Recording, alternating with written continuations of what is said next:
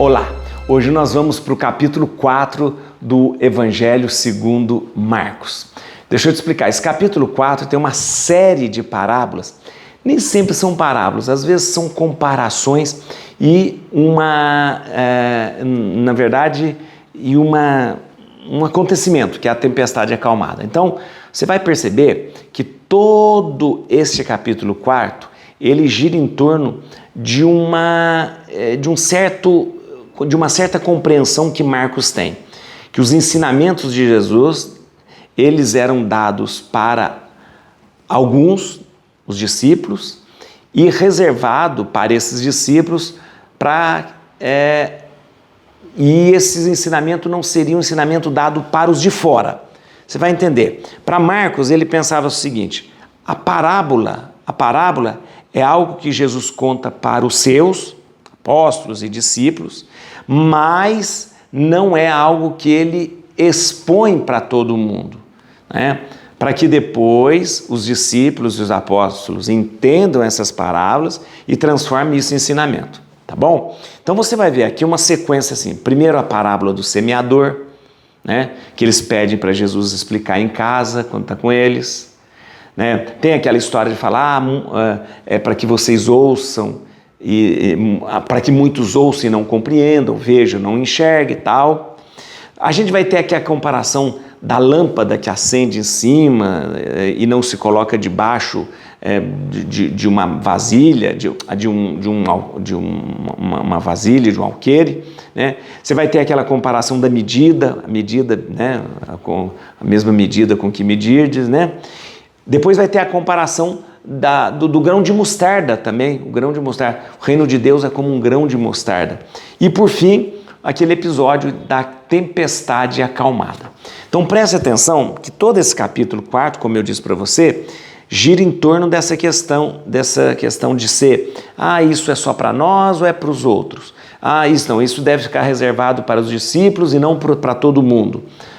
Para que depois eles entendam mais tarde. Então você vai entender e compreender direitinho. Marcos, eu já expliquei para você. Para Marcos, ele tinha uma certa compreensão diferente. Ele achava que parábola era uma coisa que Jesus ensinava só para os discípulos. Só para os discípulos, né? E os discípulos deviam entender isso e transformar isso em ensinamento depois, né? Mas essa é uma visão muito, muito própria de Marcos, tá bom? Vamos lá, então nós vamos ler sobre o semeador, sobre a lâmpada, sobre as medidas, sobre o grão de mostarda e a tempestade acalmada. Vamos lá então para o capítulo 4. Dá um like no vídeo agora que você está assistindo. Enquanto você está assistindo, não tem esse joinha aqui embaixo? Dá um joinha assim, isso. Agora faça o seguinte também. Espalhe esse vídeo para todo mundo, convida as pessoas para a gente fazer essa caminhada de ler, né, a palavra de Deus, de uma verdadeira imersão na Bíblia. Vamos lá? Bíblia na mão, Espírito Santo no coração, tá bom? Jesus pôs-se novamente a ensinar à beira do mar e aglomerou-se junto dele tão grande multidão que ele teve de entrar numa barca no mar e toda a multidão ficou em terra na praia. E ensinava-lhes muitas coisas em parábolas. Dizia-lhes na sua doutrina: ouvi, saiu o semeador a semear. Enquanto lançava a semente, uma parte caiu à beira do caminho e vieram as aves e a comeram. Outra parte caiu no pedregulho, onde não havia muita terra. O grão germinou logo, porque a terra não era profunda. Mas assim que o sol despontou, queimou-se e, como não tivesse raiz, secou. Outra parte caiu entre os espinhos. Estes cresceram, sufocaram-na e o grão não deu fruto. Outra caiu em terra boa e deu fruto, cresceu e desenvolveu-se. Um grão rendeu 30, outro 60 e outro 100. E diziam: quem tem ouvidos para ouvir, ouça. Quando se acharam a sós, os que o cercavam e os 12 indagaram dele o sentido da parábola. Ele disse-lhes: a vós é revelado o mistério do reino de Deus, mas aos que são de fora, tudo se lhes propõe em parábolas. Desse modo, eles olham sem ver, escutam sem compreender, sem que se convertam e lhes seja perdoado. E acrescentou: não entendeis essa parábola? Como entendereis então todas as outras? O semeador semeia a palavra. Alguns se encontram à beira do caminho onde ela é semeada. Apenas a ouvem, vem Satanás tirar a palavra nele semeada. Outros recebem a semente em lugares pedregosos. Quando a ouvem, recebem-na com alegria, mas não tem raiz em si, são inconstantes. E assim que se levanta uma tribulação ou uma perseguição por causa da palavra, eles tropeçam. Outras ainda recebem a semente entre os espinhos. Ouve a palavra, mas as preocupações mundanas, a ilusão das riquezas, as múltiplas cobiças, sufocam e a tornam infrutífera. Aqueles que recebem a semente em terra boa, escutam a palavra, acolhem-na, dão fruto 30, 60 e 100 por 1. Dizia-lhes ainda: traz-se porventura a candeia, a luz, para ser colocada debaixo do alqueire ou debaixo da cama? Não é para ser posta num candeeiro? Porque nada há oculto que não deva ser descoberto, nada secreto que não deva ser publicado. Se alguém tem ouvidos para ouvir, que ouça.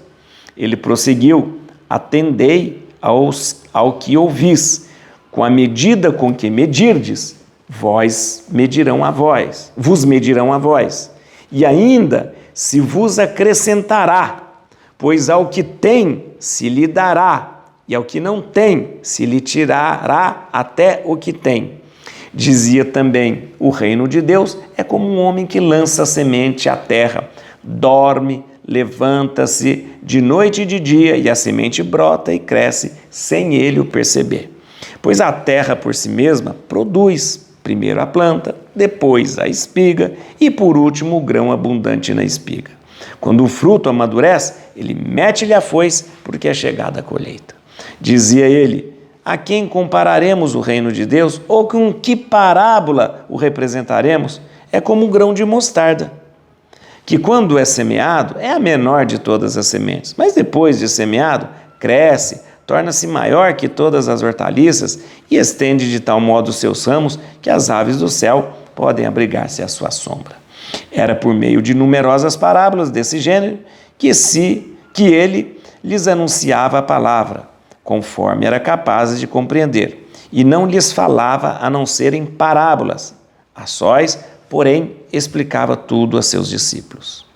À tarde daquele dia, disse-lhes: passemos para o outro lado. Deixando o povo, levaram-no consigo na barca, assim como ele estava. Outras embarcações o escoltavam. Nisso surgiu uma grande tormenta e lançava as ondas dentro da barca, de modo que ela já se enchia de água. Jesus achava-se na popa, dormindo sobre um travesseiro.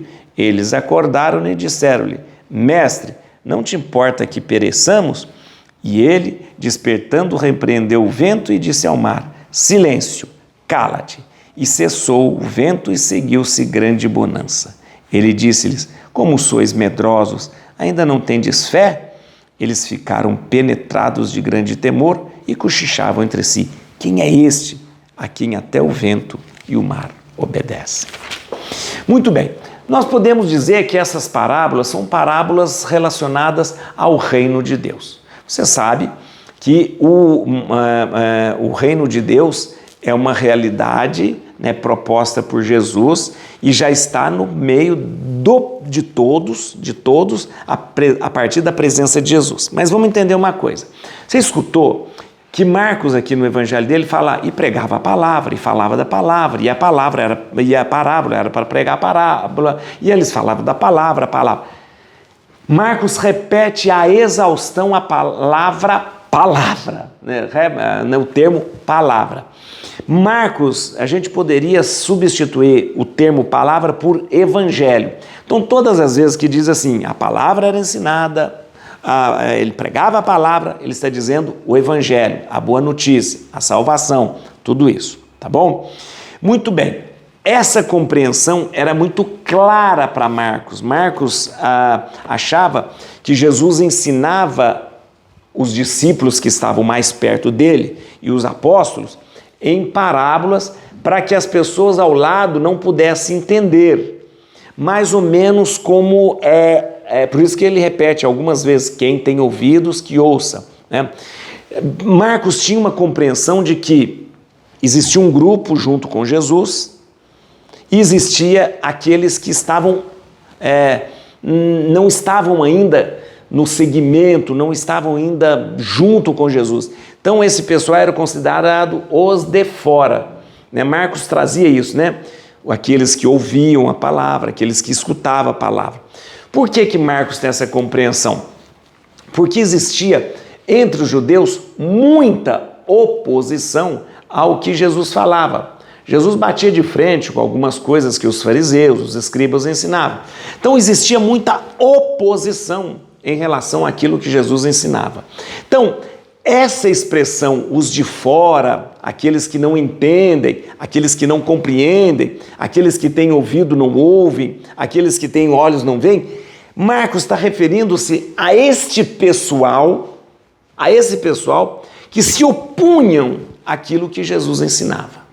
Então para Marcos tinha o pessoal que seguia Jesus, o pessoal que acolhia o evangelho, o pessoal que estava junto dele, que eram os discípulos, era também os apóstolos, mas tinha uma turma que estava de fora, que não conseguia compreender a parábola, que não conseguia compreender o ensinamento, e eram esse pessoal, principalmente os judeus, que se opunham àquilo que Jesus ensinava. Então esse pessoal era o pessoal de fora, o pessoal de dentro era o pessoal que conseguia acolher a palavra e entender. Muito bem, existe uma coisa muito interessante, a palavra do semeador é muito clara. Há um momento em que Jesus, eles chegam e falam, explica para a gente quem? Nós que estamos aqui dentro, a parábola do semeador. Jesus chega até a chamar a atenção e fala, peraí, vocês não entenderam uma coisa tão óbvia? Se vocês não entenderam, como vocês vão entender as outras? Mas mesmo assim Jesus explica. Então Jesus explica para aqueles que estão dentro. E essa parábola a gente conhece, é uma parábola muito bonita, né? Eu já falei até para você, uma semente render 30 por 1 era uma baita de uma produção. Agora, render 100 por 1 era uma coisa impensável. Mas Jesus aproveita, né, esse momento de parábolas e apresenta outra. Traz aquela questão, olha, a gente não acende uma lâmpada para colocar debaixo de um alqueire. Essa palavra alqueire é muito interessante. Fala, o que é alqueire? Alqueire é um jeito da gente medir terra, não é? Ah, quantos alqueires tem essa sua fazenda? Ah, minha fazenda tem 100 alqueires. Ah, minha fazenda tem 1000 alqueires. O que é alqueires? Alqueire era uma caixa, não era uma medida, alqueire é uma medida, onde você colocava a semente ali. Então, por que a palavra alqueire acabou se tornando uma medida? Porque, na verdade, um alqueire era a medida de um campo onde se semeava a quantidade daquela semente que estava naquele alqueire. Então, por exemplo, o alqueire era uma caixa, então se enchia de semente. Um alqueire. Então, essa caixa cheia de semente, você semeava naquele campo, né, e naquele espaço naquele espaço que podia ser 3 hectares, 2,5 hectares, e então se transformar, era o que seria preenchido de terra com aquela quantidade de semente que estava naquela caixa chamada alqueire, né? Então, alqueire nada mais é do que uma caixa, onde você põe a semente, mede uma quantidade de semente para semear no campo.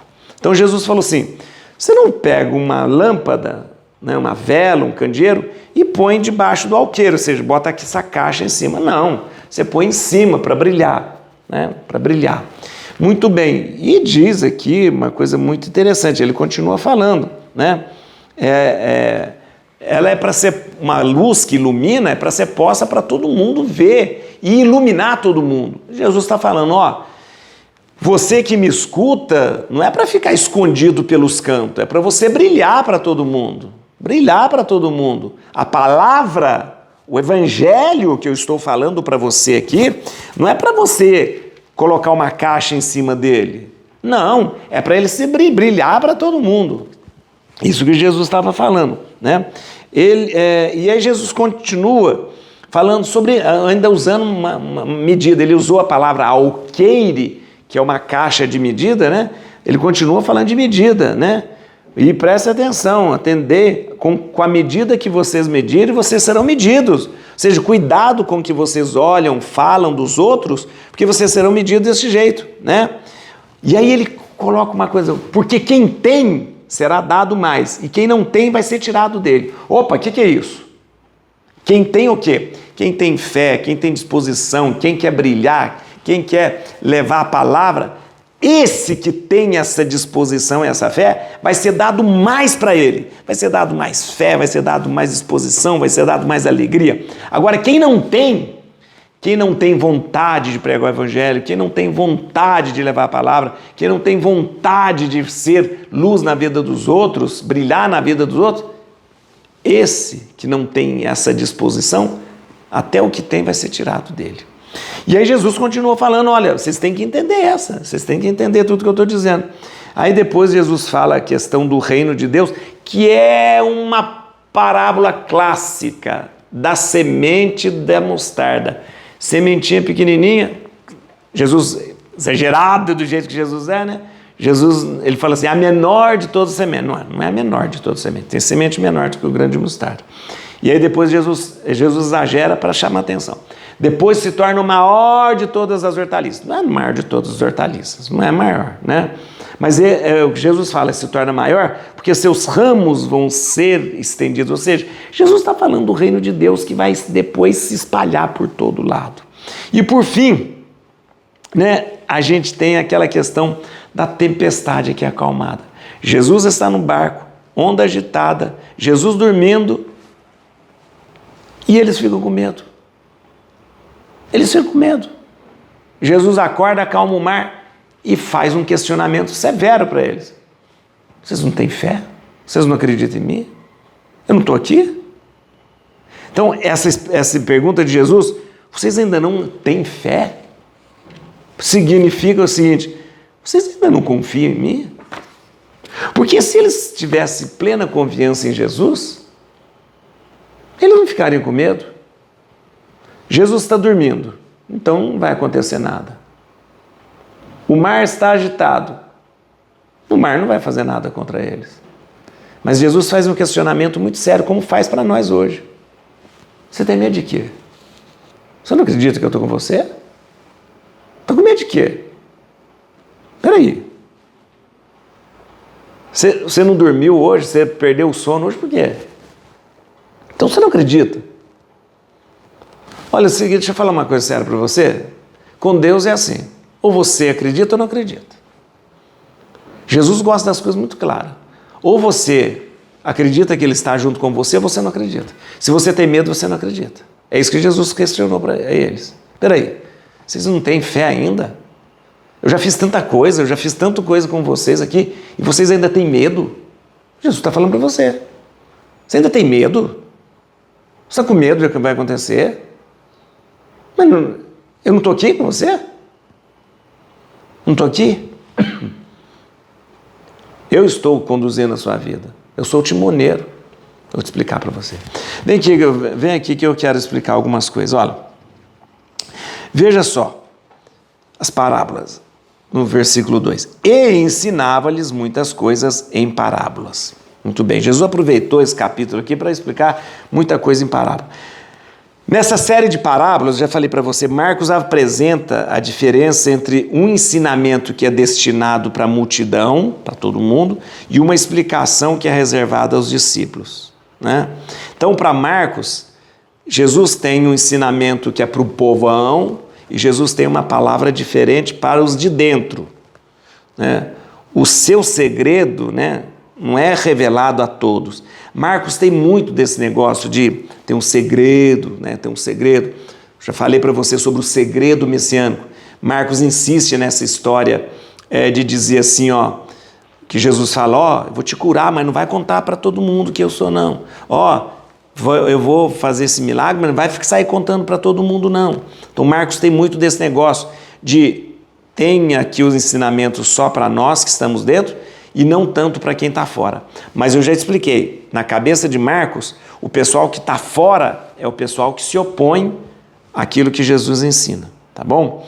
No versículo 9, olha que interessante essa.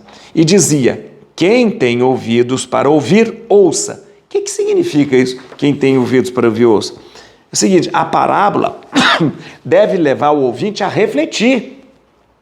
Então isso que é, quem tem ouvidos para ouvir, ouça, ou seja, eu ouvi e vou refletir sobre isso que eu ouvi. É isso que quer dizer, né? No versículo 10, a gente vê que tinha muita gente, além dos 12, quando se acharam a sós, os que o cercavam e os 12 indagaram dele o sentido da palavra. Aqui, ó, os que o cercavam. Quem os que o cercavam? Então era mais do que os 12, né? Os que o cercavam. Então, eles se encontraram a sós, mas não só com os 12, tinha mais gente. Tinha mais gente. Era o grupo, os discípulos junto com Jesus, né? No versículo 11, olha aqui essa questão do mistério de novo. Ele disse-lhes, a vós é revelado o mistério do reino de Deus. Para aqueles que estavam junto com ele ali, o grupinho dos 12 e o grupo do mesmo pessoal. Mas aos que são de fora, tudo lhes propõe parábola. Os que são de fora, de novo, Marcos fala o pessoal de fora, né? Um segredo, um mistério, gente, só pode ser revelado por Deus, né? Um segredo, o mistério do reino de Deus só pode ser revelado por Deus, é dele. O segredo do seu plano, né? Qual que é o segredo que vai ser revelado por Deus? Qual que é o segredo que vai ser revelado por Deus? É o segredo do seu plano, da chegada definitiva do seu reino. Então, esse é o segredo que Marcos tanto fala. Esse é o segredo que não é revelado para todo mundo. Esse é o segredo que deve ser revelado somente para os discípulos, para os apóstolos. Ou seja, a chegada definitiva do reino. Mais uma vez, aqui a gente vê Marcos falando assim, ó, esse segredo é para os que estão de dentro, que vai ser revelado quando o reino será implantado definitivamente. Os que estão de fora não vão ter capacidade para entender isso. Quem são os que estão de fora? Aqueles que se opõem a Jesus. Muito bem. No versículo 12, tem uma coisa aqui, ó. Desse modo, propõem em parábola. Desse modo, eles olham sem ver e escutam sem compreender, sem que se converta ele seja perdoado. Quem? Os que estão de fora. Eles olham sem ver, eles escutam sem compreender e eles não se convertem. Quem são esses? Aqueles que estão de fora. Ou seja, né? Isso era uma coisa muito interessante, porque Marcos aqui está apresentando um acontecimento da igreja primitiva. Quando a igreja começa, né, eles passam por um fracasso na pregação do evangelho. Ou seja, os judeus não aceitam o que eles estão falando. Tanto é que os judeus não aceitam que Jesus é o Messias.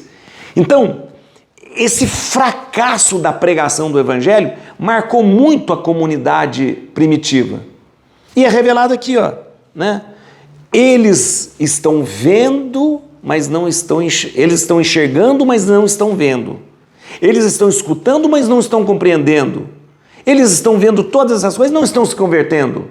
Ou seja, no início da igreja, muitos judeus olhavam tudo aquilo e falaram, não.